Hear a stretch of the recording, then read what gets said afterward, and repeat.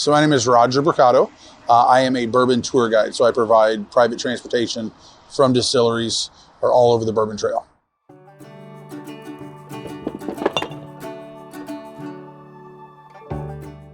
It was kind of a weird thing. It was kind of a necessity.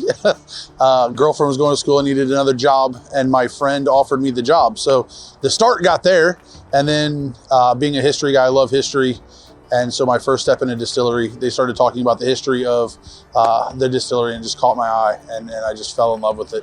And that's kind of where I'm at now, is just as much history about the state of Kentucky, about bourbon, about the distilleries themselves. That's kind of what has drives me to continue to do what I do. So my job is so fun because I get to see people's first experiences a lot of times with distilleries. So I'm taking them to historic places like Buffalo Trace. I'm taking them to the big distilleries, but then taking them to the smaller distilleries and seeing their response to the difference. So the difference between the Bourbon Trail and the craft bourbon distilleries.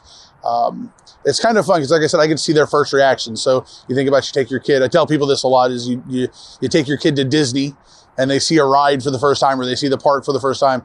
For me, for bourbon junkies, I get to see that every day that I go to work. I get to see their first experience when you pull up to a 1,200 acre campus, or you pull up to a barn in a cornfield where it's just some guys making good stuff. So that really is the fun part of my job, is getting to see that experience or that reaction the first time they see something like that. So for me, the smaller, craftier distilleries are more fun.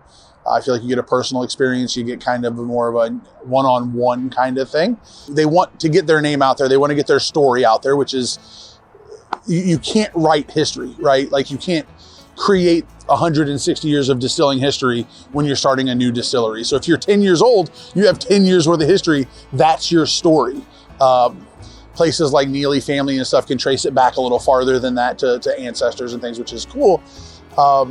So I think some of it is getting their story and their name out there, but I also think it's just their connection to the people that come. They are so invested in the people that are coming to visit them, that they want everybody's experience to be 100% great, because they don't get to rely on 100-year-old bourbon labels like everybody else does. So it's great that I make a good living, and it's great that I can, live my life with what I can make doing. But the people I have met over the last, I've been doing this about 4 years. The people I've met over the last 4 years, I've met just amazing folks that share similar backgrounds, folks that I meet a lot of people from Missouri. I'm originally from Missouri, and I get a lot of groups that come in from Missouri, and it's so fun to kind of talk about where I grew up. And I've met football players. Tom Brady, we drove him to Derby one year, and that was a fun experience, But for the most part, it's just those good, grounded individuals that I get to hang out with all day.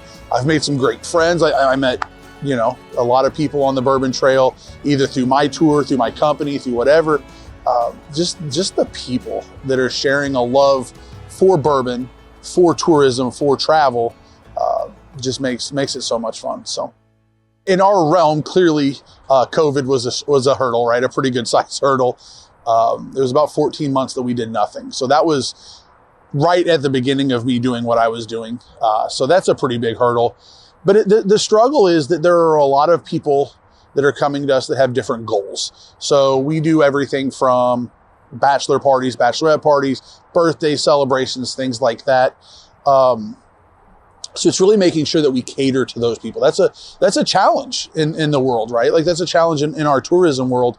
We want everybody's day to be exactly what they want it to be. So we have a booking crew. We have different hands in the pot. Making sure all of those guys work together with that same common goal is a challenge.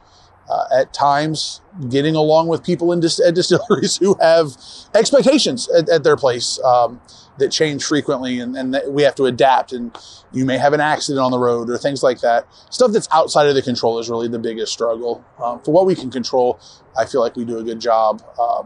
No big issues, but things that are out of our control are really the biggest hurdle that we struggle with. And then learning to adapt as distilleries change, as their experiences offering change, as the people come back to us for a second or third time.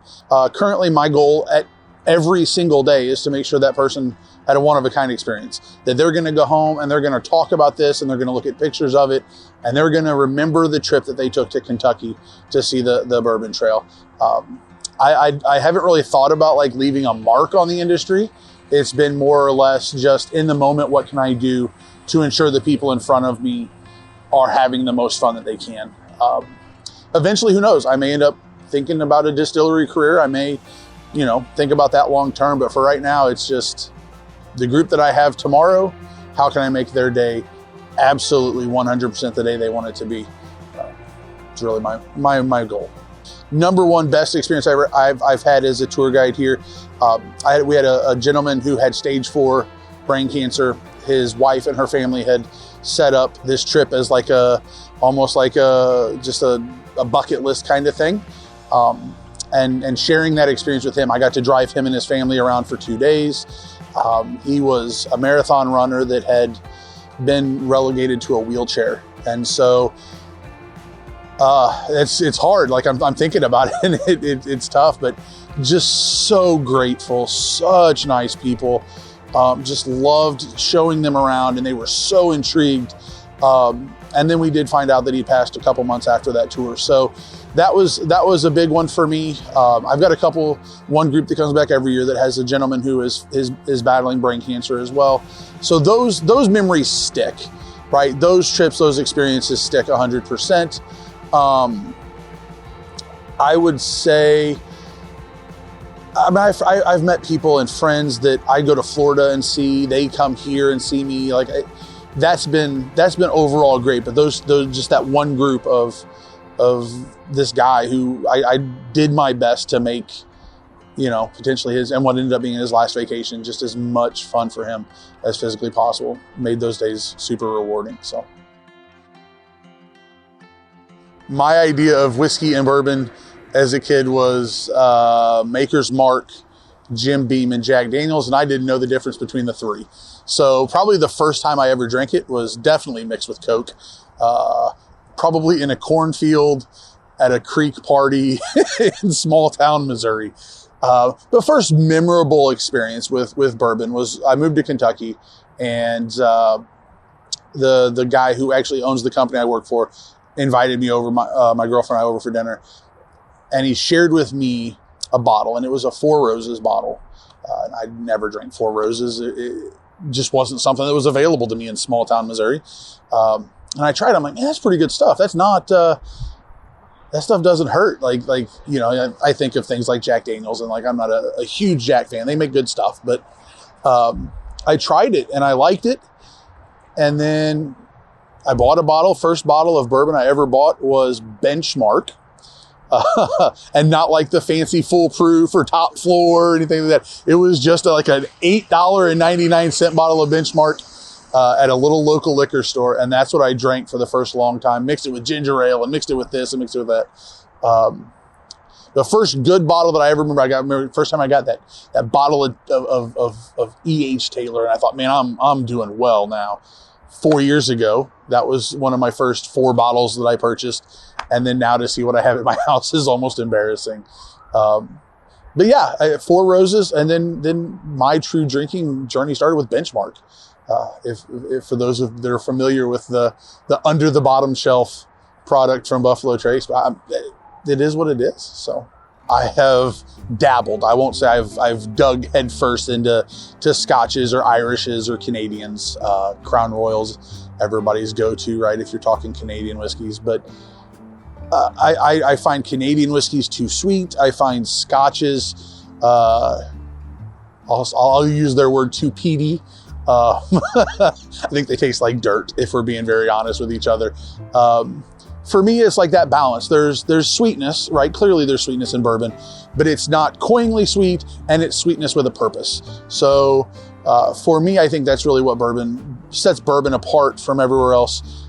It's particular, right? There are rules around bourbon. There aren't necessarily rules around other whiskeys per se, but I don't know. And then I live here. I get to visit distilleries every day. I live where it's made, and I see the people, and I meet the people who make it, and I see their passion, and I see the hard work and the effort they're putting into their craft, and it just makes me love it even more. So who knows, maybe if I go to Ireland, I would fall in love with Irish whiskeys because of the love and passion that they put into it as well. So, but for right now, bourbon definitely stands out for me.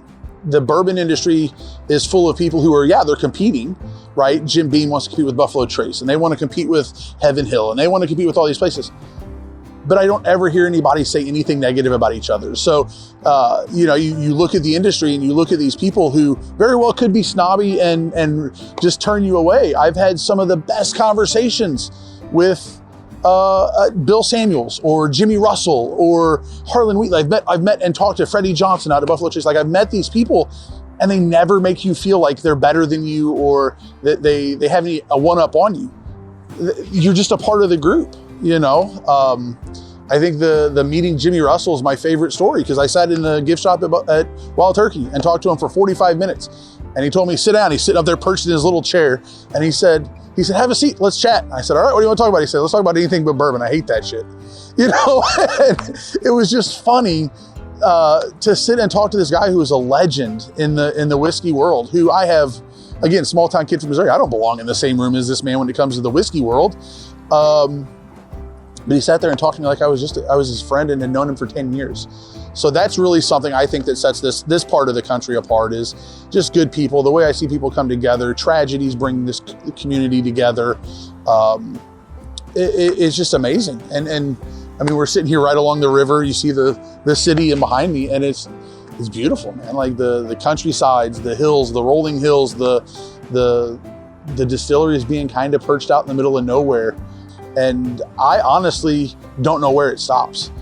It's fun to see as distilleries add experiences, then everybody else feels like they've got to compete, right? So one adds a really nice restaurant, now we have to add a restaurant. I really think in the next 4 or 5 years, you're gonna see distilleries as destinations rather than part of a trip. There's the one south of Bardstown now that's opening up with the amphitheater and the hotel and the bar and the restaurant and everything. I really do see that being a future for bourbon distilleries. The smaller distilleries, I don't know. I don't know what it looks like for them as the bourbon kind of maybe plateaus. I don't know that it's going to fall off the cliff, but as it plateaus, what does that mean for a smaller distillery without necessarily the financial or the capital to keep going? But I think you really will start seeing bourbon distilleries as destinations, much like Anheuser-Busch was in the bourbon or in the beer world, places like that. Like, you went for that. I do. I think that's where it's going. Is it'll be one-stop shop. You can get everything you need at one distillery. Who knows if somebody can get a casino thrown up on one, people would never leave. So that's really what I see, and I'm excited to see it. In order to be successful in any realm of any industry, but particularly tourism, the idea of an influencer, I kind of laugh at that, because I'm from probably the generation before influencers, right? Like, I'm pushing 40, so the idea of an influencer just kind of makes me laugh. But don't do it for the money. Don't do it for the reward. Like, do it because you love it. Do it because it's something that brings you joy. And being able to help other people experience that joy is fun. If it's not fun, if it doesn't bring you joy, you're going to be miserable at some point. And I haven't found that yet. So that would be my suggestion, is only do it if it's something you truly love and you're truly passionate about. At the end of the day, a lot of places people talk about bourbon snobs. If you enjoy bourbon, enjoy it however you enjoy it. Like, that's my tip to everybody is, and Freddie Johnson, I can't take credit for it all. He says it all the time. If you want it mixed, mix it. If you want it on ice, put it on ice. If you bought the bottle, drink it however the heck you want to drink it, and don't let anybody tell you you're wrong. It's not meant to be pretentious. It's not meant to be snotty or fancy. It's some distilled spirits aged in a barrel, put in a glass, and shared with the people around you. I really take that to heart when he said that, was share it. Don't leave the bottle open or closed. Open it, pour it, drink it, and have fun. It's kind of what I do. So.